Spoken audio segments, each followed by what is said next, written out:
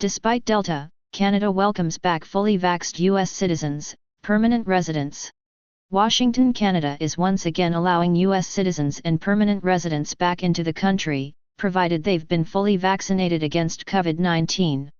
After 17 long months, a ban on non-essential travel across the Canada-U.S. border was finally eased at midnight, although the Americans have yet to lift their own limits on Canadian travelers. Eligible visitors must live in the U.S. and have allowed 14 days to pass since receiving a full course of a Health Canada-approved vaccine. They are also required to show proof of a negative molecular test for COVID-19 that's no more than 72 hours old and to use the ArriveCAN app or online web portal to upload their vaccination details. Fully vaccinated travelers who have recovered from the disease and are otherwise eligible to enter Canada can show proof of a positive molecular test taken between 14 and 90 days prior to crossing the border.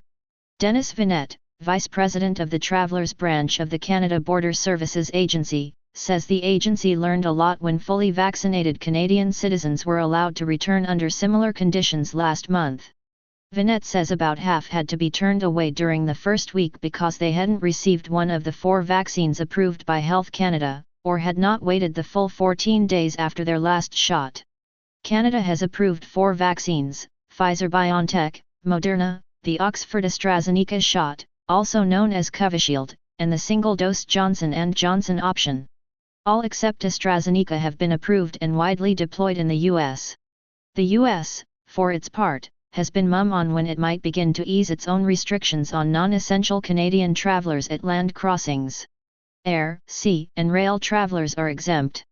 The White House did say last week that it is exploring whether to require discretionary visitors from outside the country to be fully vaccinated when the time comes to ease restrictions, although it remains unclear whether that discussion specifically includes Canadian travelers.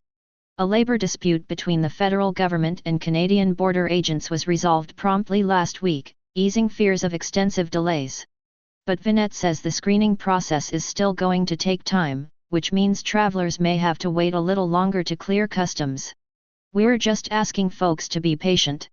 The federal government is currently planning to allow vaccinated visitors from outside the U.S. to return to Canada for non-essential reasons as of September 7.